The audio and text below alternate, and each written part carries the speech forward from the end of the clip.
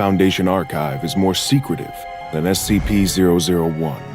The files are buried beneath so many layers of security and encryption, you'd need to be an X-05 council member to gain access to them. And that's because whatever SCP-001 actually is, holds the secret to the SCP Foundation's creation. Because this issue is so controversial, SCP-001 is a designation given to over 30 different anomalies, each which hold a reasonable claim to being the reason the Foundation exists today. But one proposal among this list is more secretive than the rest. So secretive, in fact, that it was never even officially submitted into the filing system.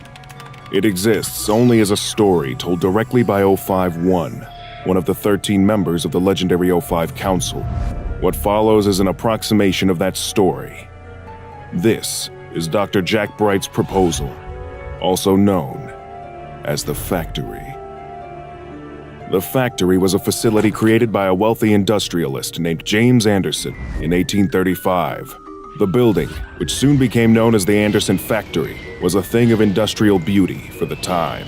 A mile wide at its longest point, and 3 stories high, accommodating thousands of workers. Anderson himself resided in a special 7-story tower next to the building's gate, so he could oversee the factory's operations at all times. Anderson hoped for his new facility to dominate the American manufacturing industry, producing everything from weapons to food to toys to textiles. It would be the ultimate factory, where workers could live their entire lives on site.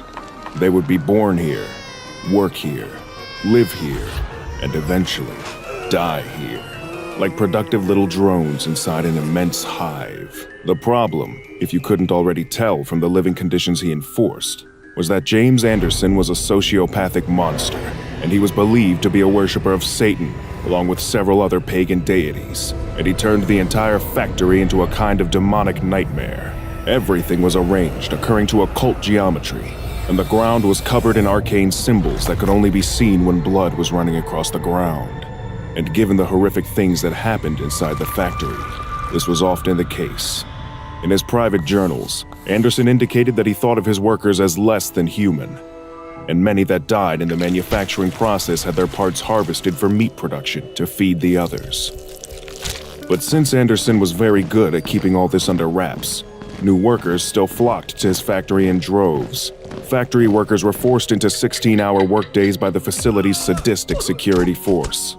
They were packed into shared rooms like cattle to sleep in shifts, so that the factory never shut down and the work could always continue. Anyone too injured or weak to work was dragged off and murdered by security out of sight of the others. But the products were popular, and the factory didn't just endure, but thrived, all the way through the Civil War and beyond. However, one day a worker managed to escape that horrible place, and finally began to tell her story to the outside world. These whispers made their way to President Grant in 1875, and he was outraged. He enlisted the help of an elite group of Union soldiers from the Civil War, a group that specialized in taking on and taking down the supernatural. And among this group were 13 exceptional people, who'd one day go on to become the SCP Foundation's 05 Council, with a man who would later become known as 051 at the lead. The soldiers stormed the factory during the night and were met with a truly horrifying sight. Workers were diseased, starved, tortured, and neglected, living under conditions that would be considered too cruel even for livestock. The soldiers, enraged by what they saw, engaged with and slaughtered the security team. Little did they know, their greatest threats were yet to come. Whatever dark deals Anderson was making behind the scenes, they were paying off, because they allowed him to find another use for some of the workers who couldn't work. Through experiments that were half twisted science and half dark magic, he had turned his workers into horrific monsters, precursors to the kinds of anomalies the Foundation would battle in the decades that followed. They lost many good soldiers fighting the abominations in Anderson's factory, but when they finally reached him, they made him pay for his crimes against humanity. Anderson was given one of the most gruesome forms of execution possible. The soldiers hanged, drew, and quartered him before throwing away his dismembered remains. After Anderson's death, the soldiers spent a week trying to clean the place out. They freed any surviving prisoners and began cataloging the objects hidden within the factory.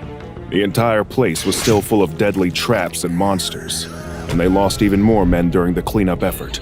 But in spite of all this, they managed to find something incredible.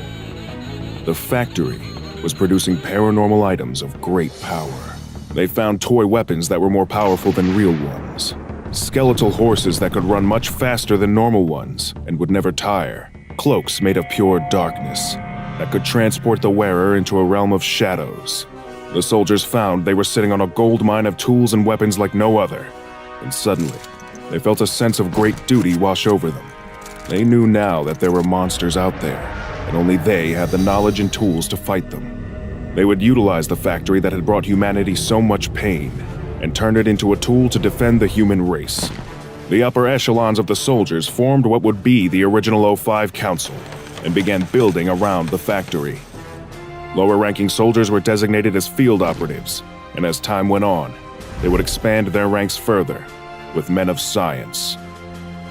The organization that would later become the mighty SCP Foundation had finally taken root.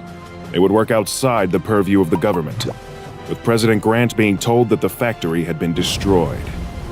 Instead, it had now become known as Site Alpha, the very first Foundation facility. They developed many of the organizational principles that would later define the Foundation as a whole, even down to developing a rudimentary D-class, known as the Disposables. The Proto-Foundation began gathering secrets, particularly secrets that the world's most powerful people didn't want coming to light.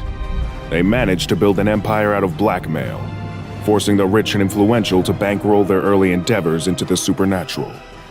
Things were going well, even better than they probably had hoped, until the year 1911, when things took a horrific turn.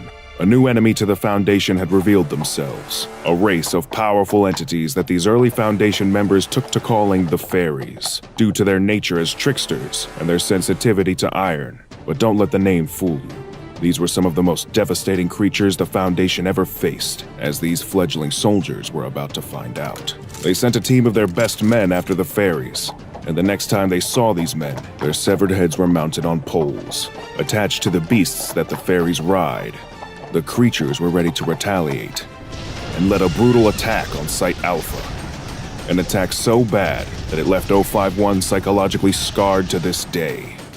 By O51's own shameful admission, the Fairies destroyed them in battle that day. Their superior strength, technology, supernatural powers, and numbers allowed them to rampage through Site Alpha and slaughter anyone in their path. They even killed 12 of the 13 O5 Council members, with O51 being the only survivor. He fled further into the factory, trying to escape the fairy hordes pursuing him.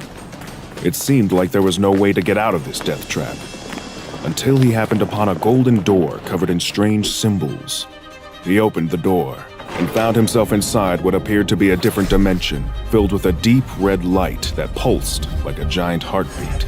In this strange place, he heard the voice of Anderson inside his mind, radiating out from his dismembered body parts that were floating in the ether. It seemed that the monster wasn't quite as dead as they'd first thought. Anderson told O51 that every time they used an object created in the factory, they were making the factory stronger. However, if the Fairies took over the factory, they would destroy it and make the items useless. Anderson, on behalf of the factory, made them a deal.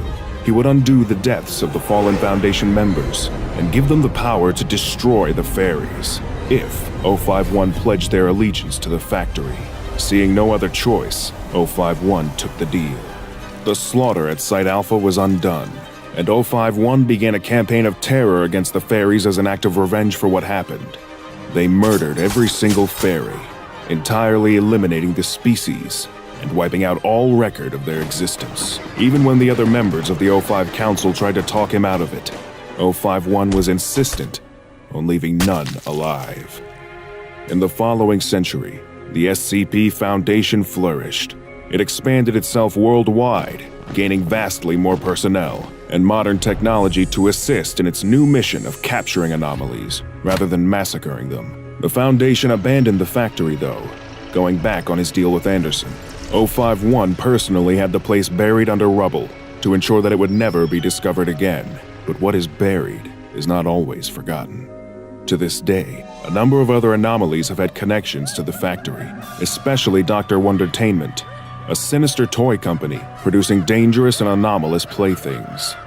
The influence of the factory looms like a shadow over the Foundation's activities, and as always, every time one of its objects is used, it gets stronger. Will it remain buried under that rubble forever? Even 051 doesn't seem to think so. That factory is a place of pure dark energy, beyond human understanding. But one thing about it is easy to comprehend. It isn't happy that the Foundation and the O5 Council broke their deal with it, and perhaps someday soon, it'll come back and collect what it's owed.